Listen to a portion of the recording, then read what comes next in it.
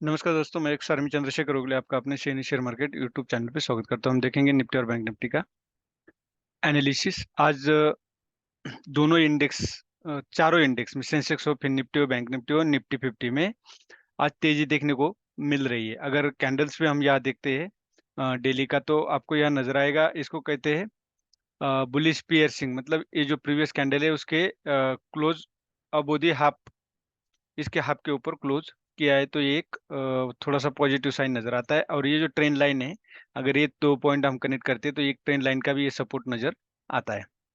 अब एफएमसीजी, एक एफएमसीजी ही पॉजिटिव नजर आ रहा है आज। सॉरी, एफएमसीजी और प्राइवेट बैंक। सबसे ज्यादा गिरावट oil and gas, Nifty oil and gas में सबसे ज्यादा गिरावट देखने को मिल रही है यहाँ पे। हम अगर आवरली एनालिसिस करते हैं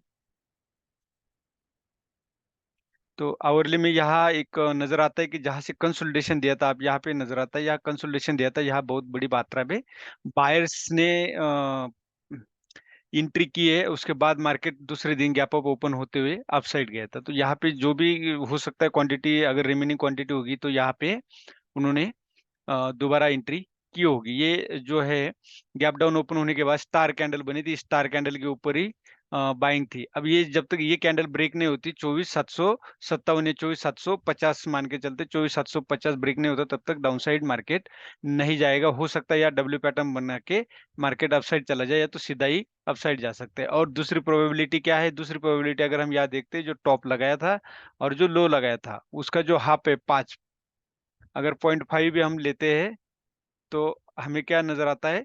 25,045 या 25,000 का टारगेट यहाँ पे नजर आता है। वहां से एक वापस भी हो सकता है अगर डाउन ट्रेंड शुरू होता है तो। फिलहाल हम इसको डाउन ट्रेंड नहीं बोल सकते, क्योंकि जब तक ये वाला, ये जो पैटर्न यहाँ डब्ल्यू पैटर्न बना था, इसके ऊपर कंसोलिडेशन देके जब इसको ब्रेक करेगा तभी हम इसको डाउन ट्रेंड बोलेंगे। अगर 5 मिनट में हम देखना चाहते हैं तो क्या ट्रेड हमारा कहाँ पे बनता था, तो ट्रेड का ट्रिक मैं आपको हर वीडियो में बताता हूँ। यहाँ पे अगर आपको कुछ भी समझ में नहीं आ रहा है तो आप बिल्कुल भी ट्रेड ना कीजिए। सबसे बेटर है कि एक ट्रेन लाइन आप पॉइंट को जोड़ते जाइए। ये वाले, इस पॉइंट को अगर आप जोड़ते हो, ये, तो आप देख सकते हो कि इसको ब्रेकआउट देने के बाद या तो आप इस पे एंट्री कर सकते थे, लेकिन नहीं भी कर पाए तो कोई बात नहीं।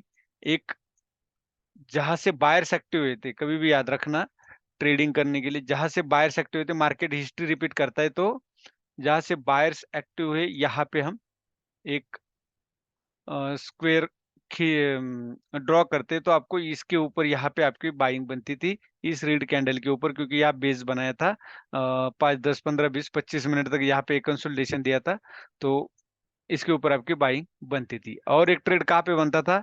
तो इस कैंडल के ऊपर, इस कैंडल के ऊपर। क्यों? क्योंकि ये इंगल पैटर्न बना था सपोर्ट पे, जो ascending descending ascending trend line है, इसके ऊपर ये इंगल पैटर्न बना था, तो आप यहाँ पे भी बाय कर सकते थे। ये था।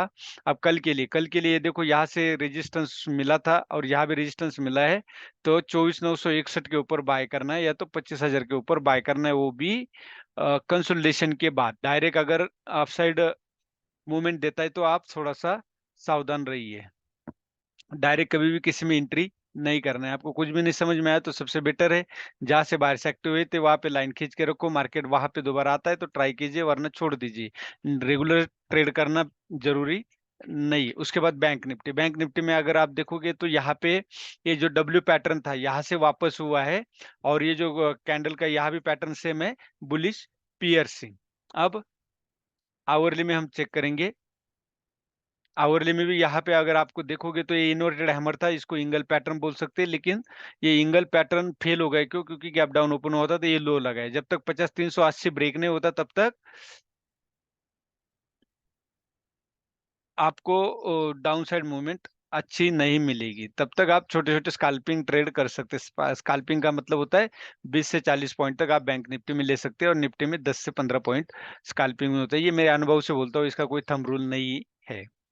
तो ये है बैंक निफ्टी का। अगर 5 मिनट में हम चेक करना चाहते हैं तो 5 मिनट में हमने क्या देखना है? सेम मैंने जो रूल बताया था आपको, कि आपको कुछ भी समझ में नहीं आ रहा है तो सबसे बेटर है आप यहाँ पे एक ट्रेन लाइन बना दीजिए। ये हो गए, ये दोनों जोड़ दीजिए, बिल्कुल आप देख सकते हो कि इसको ब्रेक करने के बाद यहाँ पे आया, ये यहाँ से बाहर से एक्टिव हुए तो यहाँ भी एक स्क्वायर खींच लिया, हमारे पास डबल कंफर्मेशन मिला और हमने इसके ऊपर बाय किया तो हमें यहाँ कम से कम 70 80 90 पॉइंट तक यहाँ पे मिल जाते। उसके बाद आप इस कैंडल के ऊपर भी बाय कर सकते थे। कौन सी? ये वाली रेड कैंडल।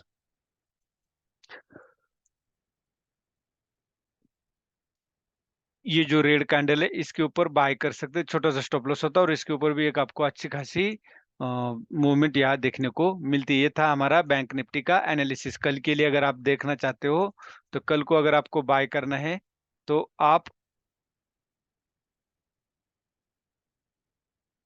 51 195, मतलब 51 200 के ऊपर, 51 200 के ऊपर बाय कर सकते हैं। और सेल करना पड़े तो आप 51 75 पे सेल कर सकते हैं और 51 200 का आपका स्टॉप लॉस होगा 125 पॉइंट का। अगर प्रॉपर स्टॉप लॉस होल्ड करते हो तो आपको प्रॉफिट होने की उम्मीद भी ज्यादा होती है। लेकिन अगर आप कंटिन्यूअसली बाय सेल करते रहोगे, प्रॉपर स्टॉप लॉस फॉलो नहीं करोगे तो आपका फिर प्रॉफिट भी मिलेगा तो भी आपका ब्रोकरेज और टैक्स में पैसा चला जाएगा। तो ये याद रखिए, प्रॉपर एनालिसिस और प्रॉपर पैटर्न को समझिए और जिसको बोलते हैं कि प्लान योर ट्रेड और ट्रेड योर प्लान। जब तक आपका प्लान पैटर्न बनता नहीं तब तक ट्रेड मत कीजिए इंट्राडे में। थुक्का ट्रेडिंग कभी नहीं करना, वरना आप जीरो ही हो जाओगे, हीरो नहीं बन सकते मार्केट में। ये था। अब दूसरा क्या है? दूसरा हम देखते हैं, sorry, F I D I की बाइंग। तो एफ आई डी आई की बाइंग आज भी, मतलब 6 तारीख की जो बाइंग है तो वो पॉजिटिव 1400 एफ आई की और डी आई की 5545। तो इंडिया के पास मैं हमेशा ही बताता हूँ कि बहुत पैसा है, मार्केट गिरेगा भी तो इतना नहीं। आज अगर देखोगे तो मैक्सिमम स्टॉक रेड थे और इंडेक्स ऊपर आया है। तो ये एक यहाँ संभाल के ट्रेड करना है आप साइड। क्यों?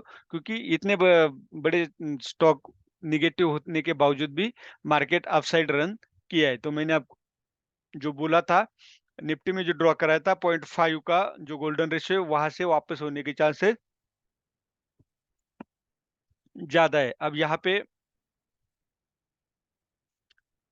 एफ आई डी आई का डाटा का भी हो गया। अब एक आपको और बजाज हाउसिंग फाइनेंस लिमिटेड का आईपीओ आ रहा है, वो है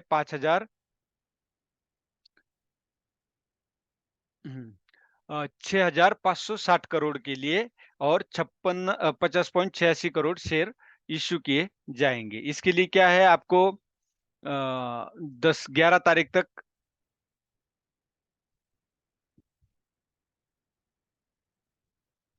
सॉरी 12, बेसिस ऑफ अलॉटमेंट,